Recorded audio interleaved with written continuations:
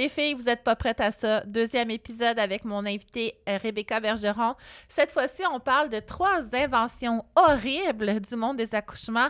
Une qui va vous faire rire, une qui va vous faire mal et une que nos grands-mères ont vécue, qui vont vous perturber. Donc, je te souhaite une perturbante écoute, parce que c'est comme ça que je me sens après le tournage de cet épisode-là. 3 inventions horribles de l'accouchement. Bonne écoute à toi.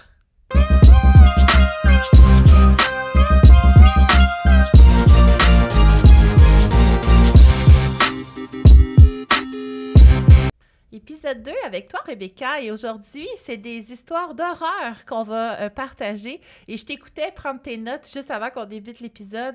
J'en ai froid dans le dos. Ah ouais, on va être fâchés. On va être fâchés, surpris, mais on va quand même réussir à en rire. Une fois, tu m'as dit? Mais pleurer, quand même. Pleurer. Oui, pleurer, c'est le terme. Ah, on a-tu vécu l'enfer dans notre histoire en tant que femme? Oui. Et là, c'est 3 inventions horribles qui ont été créées pour l'accouchement que tu vas nous partager aujourd'hui. Oui. OK, allons-y avec la première. Oui, je vais commencer par la moins pire. La moins pire? La moins pire, on se fâchera de plus en plus à mesure que ça va avancer. C'est la centrifugeuse. Centrifugeuse? Oui, la centrifugeuse pour aider les femmes à accoucher. Une centrifugeuse, c'est une affaire qui tourne full vite. Oui, en qui rond, tourne, c'est celui que tu ramasses sur le mur puis tu bouges plus. Là. Exact. OK. Cette chose-là. Oui, fait qu'il y avait Georges Blonsky et sa femme qui allaient... c'est un ingénieur minier, là, pas du tout par rapport... qui travaillait en obstétrique, même de proche ou de loin, qui est allé au zoo, qui a vu une maman éléphant qui tournait en rond. Il a trouvé ça très intriguant. Il est allé voir le gardien du zoo, puis il a demandé « Mais que fait cette maman éléphant qui tourne en rond? » Puis le gardien du zoo lui a donné une information erronée qui a changé la vie de M. Blonsky, qui lui a dit « Mais elle est en train d'accoucher. C'est ça que les femmes éléphants font quand elles accouchent, elles tournent en rond. » Et ainsi, M. Blonsky a été frappé de l'illumination de la vérité de pourquoi les femmes enfantent si mal, les femmes modernes civilisées, c'est qu'elles ne tournent pas en rond. Mais c'est pour ça que j'ai dit, on va commencer par la moins pire, parce que, bon, d'où que c'est ridicule. Donc, il s'est dit, ben moi, j'ai la solution. Ben oui. Puis la solution évidente, c'était pas d'enseigner aux femmes à tourner en rond en accouchant. Non, parce que comme elles sont trop faibles, là. Ben oui, pauvres femmes civilisées qui font plus de travail physique puis qui sont si frêles. Fait qu'on leur dira pas de tourner en rond quand elles accouchent. On va inventer une machine qui tourne puis qui va le faire à leur place. Hey, mais ça a dû en aider plusieurs. Non, aucune. Ça a été breveté. Oh, j'attendais rien que ça, une histoire de fille qui accouche en tournant. Mais c'est pour ça que je dis que c'est la moins pire. C'est parce qu'il y a jamais personne qui a été soumis à cette torture-là. Hey, t'imagines-tu? L'invention, elle a été brevetée, puis il a fait tous les plans qui se tiennent. Il y a un modèle réduit qui a été fait à un musée de sciences à Dublin, plus tard, mais ça n'a pas été concrétisé. Hey, merci, monsieur, savoir comment on accouche. Mais il avait pensé quand même à tout. Fait que là, pour aider ces bébés-là, la femme est attachée sur la machine qui tourne. Attachée, ben oui. Mais oui, mais il faut qu'elle soit attachée. Ça tourne trop vite. Sécurité. Ça tourne à une force de 7G, puis qui est 7 fois le poids de la gravité de la Terre. Il y a quand même c'est une très grande vitesse. Ça tournait vite, la machine. Puis là, le bébé qui allait être expulsé à vive allure efficacement, bien sûr. Pour pas que le bébé... Quelle horreur! Pour pas que le bébé se fasse mal, ben l'ingénieur qui a pensé à tout a mis un beau filet. Ah ben oui! Mais oui, bien sûr. Le bébé va être catché par le filet. Pour attraper le bébé. Mais là, dans ses réflexions pour son invention, il s'est dit, ben on va arriver à un autre problème parce que d'un coup, que le bébé est accouché puis que personne s'en rend compte. Tu sais, c'est des choses qui arrivent. On prend un petit café dans la chambre à côté pendant que madame accouche. D'un coup, qu'on est trop distrait puis qu'on le voit pas venir. Pauvre bébé. Quand le bébé arrive dans le filet, ça fait sonner une petite cloche. Ah ben oui. Pour que l'attention des gens se tourne vers le miracle qui vient d'arriver puis se disent, mais Colin, il faut arrêter la machine de tourner parce que la pauvre mère, tu sais, pour activer le frein d'urgence qui cesse la machine. Puis la fille est debout? Non, elle est comme semi-couchée. Elle est semi-couchée? Oui, elle est semi-couchée pendant que ça tourne. Hey, il fut un temps, là, les femmes enceintes n'avaient pas le droit de prendre le métro parce que la grande vitesse du métro était trop dangereux pour leur bébé. On est ailleurs, là, avec cette idée-là, oui, pareil. on est complètement ailleurs.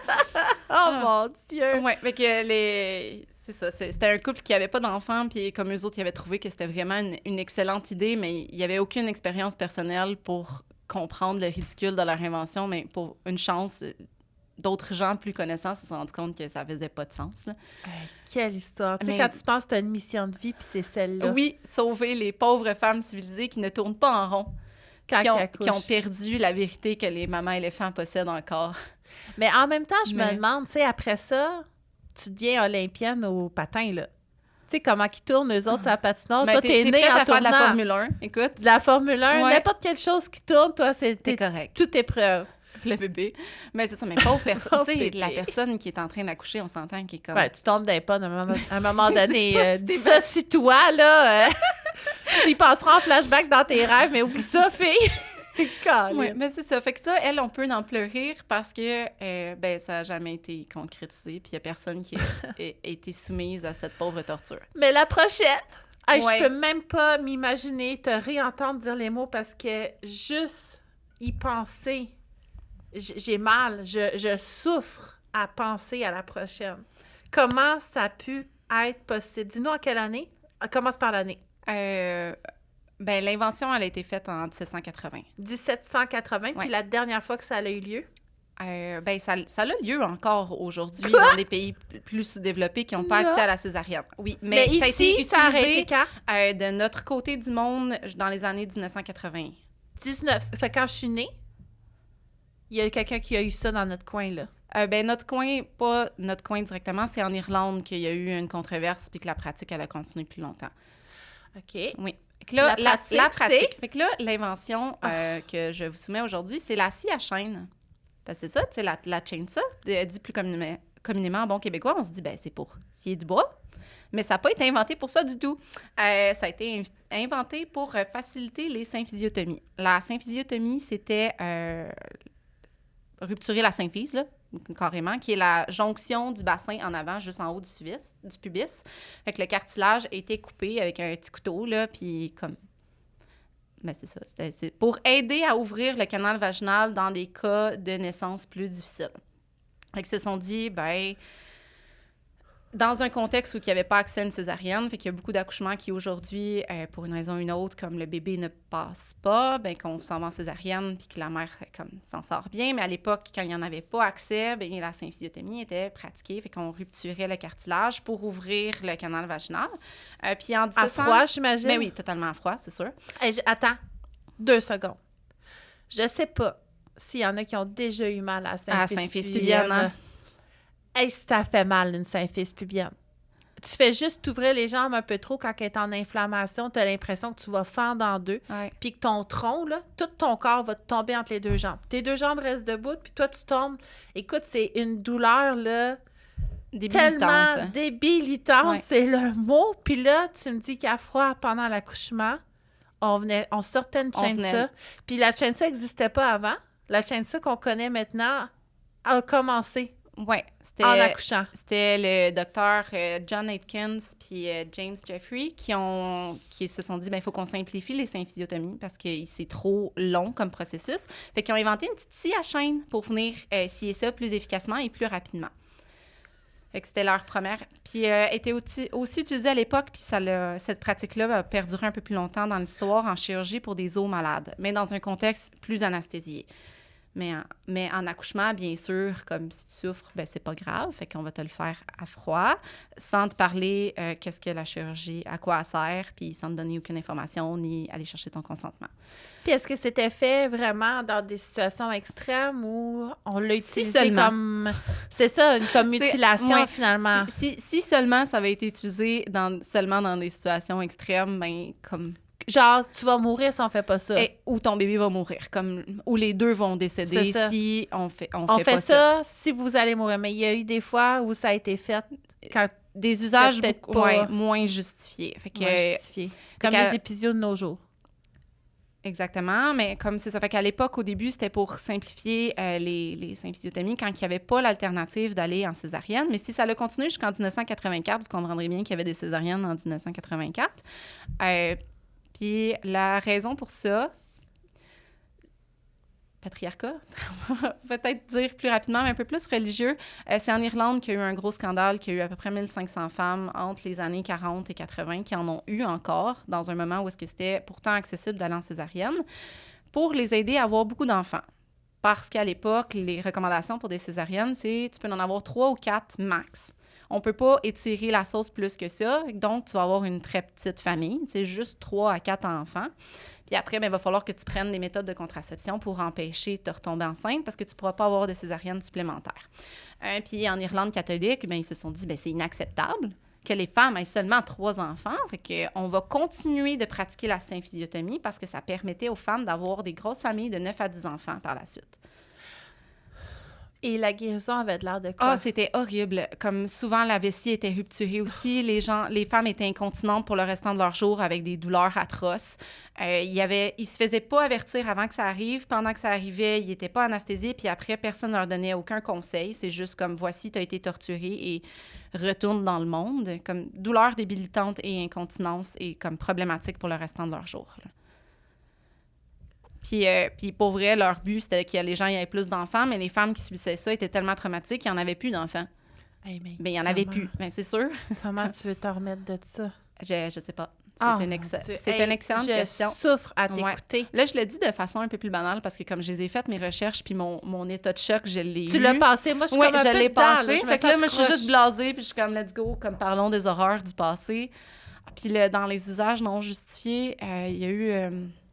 une association en Irlande de femmes les survivantes de symphysiotomie qui se sont mis ensemble pour faire des poursuites légales, pour être un peu dédommagées de comme l'horreur qui leur était arrivée. Puis, comme il y a une de ces femmes-là que ça lui est arrivé après sa césarienne. Fait qu'elle a eu son premier bébé qui est né par césarienne. Puis 6 jours après, son médecin s'est dit, pour l'aider pour ses prochains accouchements vaginaux, je vais lui élargir le bassin en lui faisant une symphysiotomie à froid 6 jours plus tard. Puis pour vrai, dans ses notes médicales, c'était 0 justifié, puis son bassin n'était pas trop petit. Fait que là, cet homme-là a juste pris cette liberté-là de comme, crime, je veux pas qu'elle ait d'autres césariennes, fait que je vais l'aider pour ses futurs accouchements. Mais comme elle a pas été capable de retomber enceinte puis d'avoir d'autres bébés. Là. Et qu'on a été des objets longtemps. Puis, tu sais, là, t'en parles, mais il y a d'autres choses, d'autres horreurs qui se sont passées parce que vraiment longtemps, on a enlevé les clitoris sous les ovaires des femmes ou leur utérus pour soigner l'épilepsie, le cancer, puis plein de choses comme ça. Mais entre autres, le clitoris, pour la désobéissance aussi. Puis il y a déjà eu une poursuite parce que le médecin coupait le gland du clitoris aux femmes sans les avertir. Puis la poursuite, c'était pas parce qu'il le faisait contre le gré de ces femmes-là, mais parce qu'il le faisait sans avoir eu le consentement du mari d'abord. Ah, ben oui. Et ça, là, je vais essayer de... Avant, dans la publication, je pense que je vais noter ce médecin-là qui a été radié, là, parce que dans le fond... il mutilait, puis c'était des violences, puis c'est pas ce qu'on souhaite dans la médecine, là. Fait que je vais mettre le nom de ce gars-là. Combien de femmes ont été, parce que je lis la donnée scientifique, jusqu'à quand qu'il a sévi ce monsieur-là, mais il n'a pas été arrêté parce que les femmes avaient le pouvoir de se plaindre ou de poursuivre, mais parce que les maris n'avaient pas été consultés. OK, ben oui. C'est vrai, ça fait du sens. Ton objet a été mutilé, puis... Ta chose a été mutilée, là, c'est pas drôle. Fait, est-ce que tu as fini avec cette horreur? Parce qu'honnêtement, je trouve ça dur d'écouter. Oui, bien, il y a d'autres détails puis d'autres histoires tristes, mais là, de notre côté du monde, c'est plus au moins utilisé, sauf peut-être dans certaines circonstances vraiment spécifiques, puis avec le consentement de la femme et sous anesthésie, là, et avec la physio par la suite. Tu n'es pas comme abandonné dans l'univers avec ta symphyse rupturée, là. Mais moi, dans ma maîtrise en périnéale, j'en ai jamais entendu parler. OK. Mais ça doit être excessivement rare, là. Oui. T'imagines-tu, moi, quelqu'un m'arriverait avec ça... Parce que les césariennes sont disponibles, qui est l'option un peu plus simple logique. Et plus éthique. Oui. Mais les césariennes, ça a été long avant qu'on n'en meure pas. Parce que pendant longtemps, les césariennes, ils ont été faites pour sauver les enfants qui n'étaient pas catholiques, au détriment de la mère. Ça, c'est-tu toi qui avais raconté ça, ces réseaux? Je pense que c'est Cindy Pitrieux, mon invité juste avant. Fait que ça a été long avant que quelqu'un survive à une césarienne. Fait que, tu sais, effectivement, il fallait trouver un plan B, mettons, là, pour aider. Mais c'est ça, il y a eu de l'abus, comme toujours, puis c'est ça. C'est de toute beauté. Et là, la troisième. Oui. Fait que là, ça, c'est comme ça que nos grands-mères ont accouché. Oui. En tout cas, la grand-mère à mon chum, la mienne est décédée, là, mais la grand-mère à mon chum a accouché comme ça. Oui, la même chose de mon côté. Toi avec? Fait que c'est quelque chose qui vient pas de...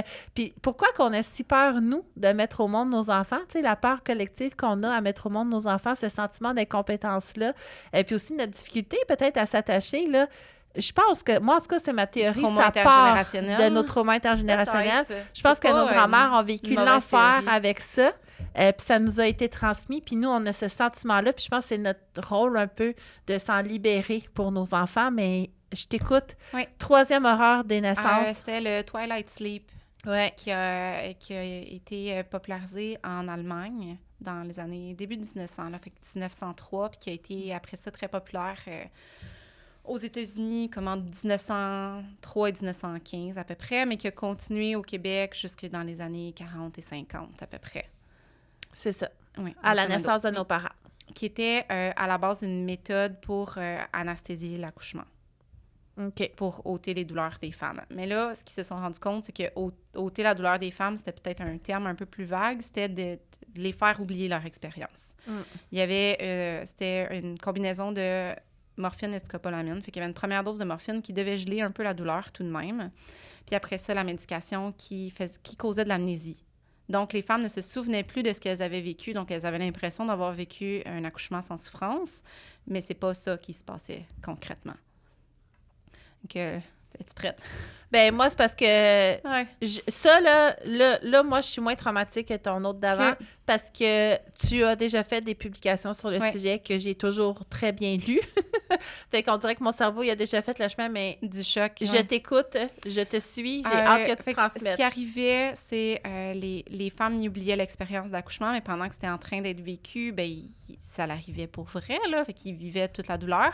La scopolamine pouvait causer des délires. C'était un des effets secondaires, surtout s'il y avait des stimuli. Fait que si quelqu'un entendait quelque chose, avait de la couleur ou de la lumière ou des sons, des bruits, pouvait se mettre à faire des délires. Fait que pour Des hallucinations, tu veux dire? se mettre à délirer, là, complètement comme disjoncté. Là. Fait que pour éviter que ça l'arrive, les accouchements sous Twilight Sleep se faisaient dans des pièces contrôlées qui étaient noires. L'uniforme du personnel ne faisait pas de bruit. Il était conçu exprès pour pas faire de son. Le personnel ne pouvait pas parler aux femmes qui étaient en train d'accoucher, parce que pour avoir le moins de stimuli possible. S'ils n'étaient pas dans le noir, il y avait les yeux bandés. Puis, on leur bouchait les oreilles avec des cotons d'ouate imbibés d'huile pour qu'il y ait le moins de stimuli possible. Puis, pour les empêcher de crier,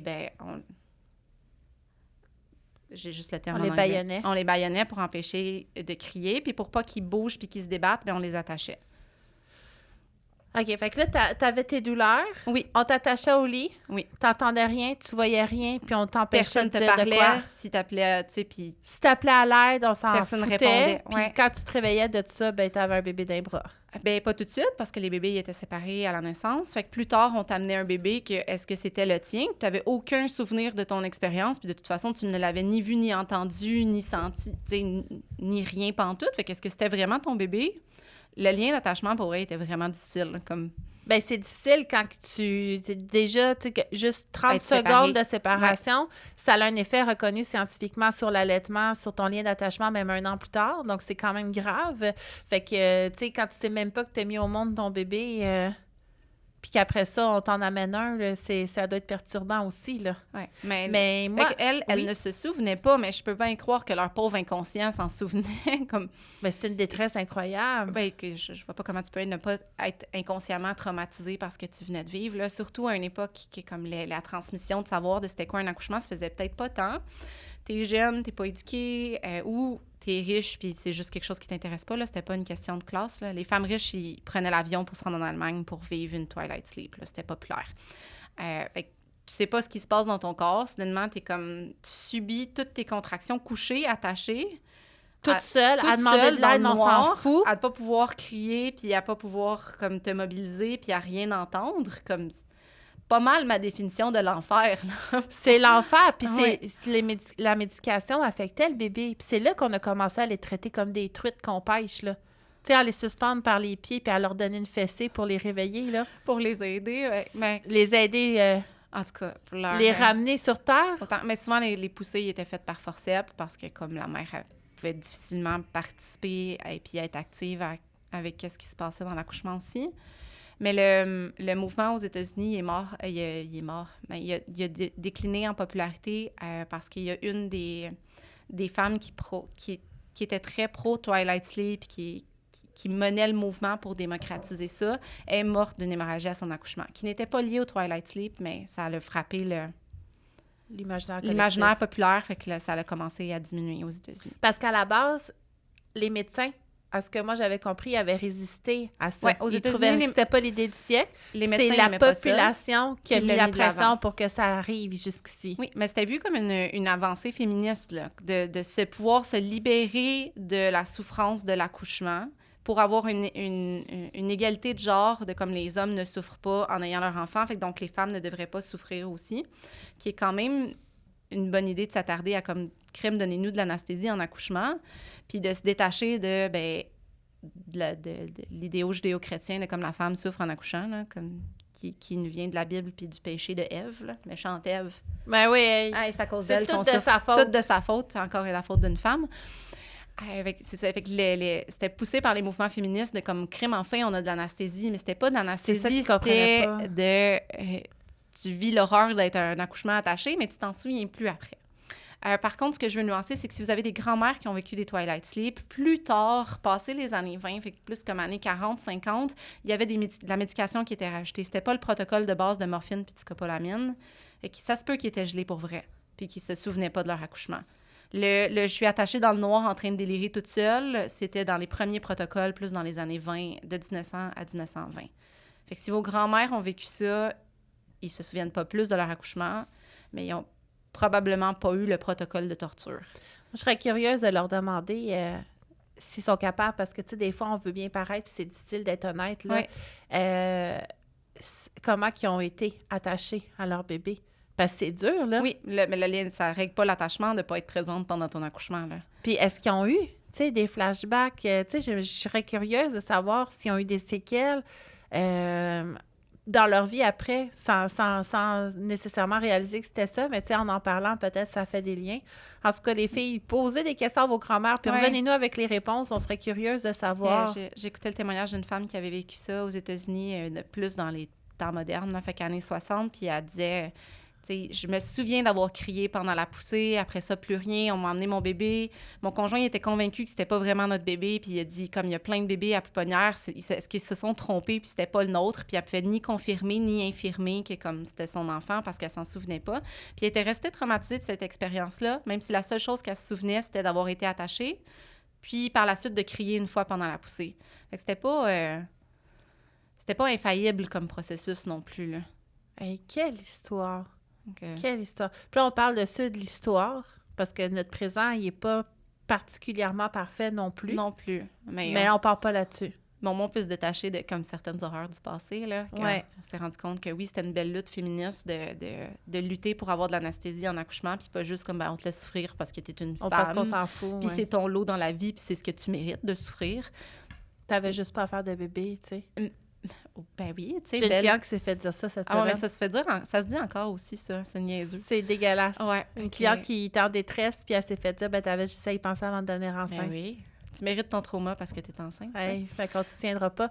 Mais écoute, oui, je te laisse finir. Ben c'est ça, mais au moins, mais comme c'est parti d'un bon fond, mais comme c'était pas la solution on évolue. Puis encore aujourd'hui, tout est un bon fond, mais on évolue. On va te faire oublier ton trauma. Ben, c'était pas mieux, là. Fait que c'est ça. Il y avait eu les gynécologues aux États-Unis qui avaient été réfractaires à ça, mais c'était leurs patientes qui leur demandaient. Puis ça a eu quand même eu un effet pervers vu que c'était des médecins qu'il fallait qu'ils administrent les protocoles qui étaient vraiment super spécifiques, il fallait être très bien entraîné pour le faire. Puis là, à la fin, il y en a qui étaient moins bien entraînés, fait que ça a eu des conséquences. Fait que c'est aussi pour ça que ça l'a arrêté. Mais l'accouchement qui était de moins en moins à la maison a vraiment quitté la maison parce qu'il fallait que le protocole que les femmes y voulaient avoir soit administré par un médecin. Fait que ça l'a encore plus tassé l'accouchement du domicile à l'hôpital. Puis ça, tu sais, c'est tout dans la lignée de un jour, ils ont décidé qu'une femme ne pouvait pas mettre au monde ou porter son enfant sans l'aide d'un homme. Puis là, je suis pas en train de dire qu'un accouchement à l'hôpital, c'est une mauvaise chose, mais ça l'a non, mais ça a un peu plus l'option, ça a changé notre culture. C'est ça. Ouais. Notre culture de on met au monde, on est puissante là-dedans, puis entre femmes, on s'entraide. C'est devenu un pouvoir d'homme, mettre au monde les enfants. Puis il y a quand même eu, tu sais, beaucoup de misogynie derrière tout ça. Puis ça fait partie de notre histoire. Puis si on n'en parle pas, on le sait pas. Puis dans notre contexte actuel, on peut le ressentir encore, là, ce sentiment d'incompétence-là du corps des femmes à porter et mettre au monde leur bébé. Fait que je trouve ça quand même intéressant de voir, tu sais, jusqu'où on est allé.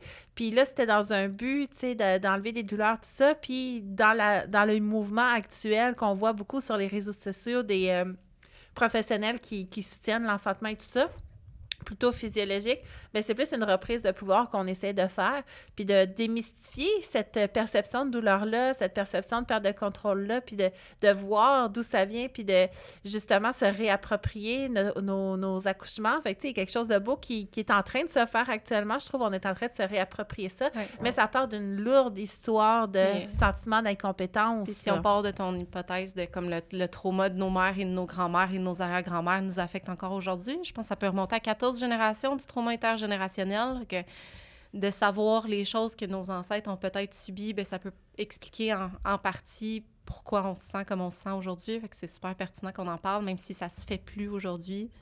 Mais c'est... Puis, tu sais, de nos jours, ça n'a pas fini d'évoluer. Tu sais, on peut pas dire que... Ah, mais c'est pas parfait encore. Non, c'est ça. Tu sais, qu'on a fini, qu'on comprend tout, puis c'est réglé. Là, tu sais, on est encore en train de changer. Puis il faut s'adonner, puis s'ouvrir à ce changement-là, au lieu de rester rigide dans des pratiques qui, parfois, là, sont peut-être pas idéales pour toutes. Là. Fait que je trouve ça intéressant de voir le passé et instruisons-nous. On peut se réconforter avec le fait que la scie à chaîne est utilisée pour scier des arbres et non plus des bassins. Écoute, ça me réconforte et me répugne à la fois. Merci, Rebecca. Moi, j'aimerais mieux qu'on n'en reparle plus jamais. J'ai trouvé ça douloureux comme discussion. Mais merci, Rebecca. Avais-tu quelque chose à rajouter? Non, mais c'est ça. Mais même si c'est difficile puis c'est horrible, puis je pense qu'il faut quand même comme... savoir, tu sais. Ne serait-ce que pour pas répéter ces erreurs-là qui sont des absurdités quand on le dit comme ça, mais qui a quand même été soutenu à l'époque. Puis ça va être quoi, les absurdités de notre époque actuelle? Oui, aussi, peut-être qui vont être parlées dans des podcasts dans 60 ans, là. J'allais dire, c'est ça, dans 100 ans, ils vont parler de pratiques qu'on fait aujourd'hui, puis se dire, ça avait pas de bon sens, ce qu'ils faisaient en 2020? Ça avait pas d'allure. Ouais. En tout cas, j'ai bien hâte. J'espère vivre assez longtemps pour voir ça. Mais merci, Rebecca, pour ce deuxième épisode. J'aime ça dire haut en couleur, mais calite que c'était haut en couleur quand même. Haut en émotion. Ouais. En émotion, j'ai tout senti dans ma colonne, tout m'a traversé. Puis, prochain épisode, on parle de bébé en siège et j'ai vraiment hâte. Donc, ça va être plus léger. Ça va être plus léger, effectivement. Mais merci de nous avoir bien traumatisés. Ça fait plaisir.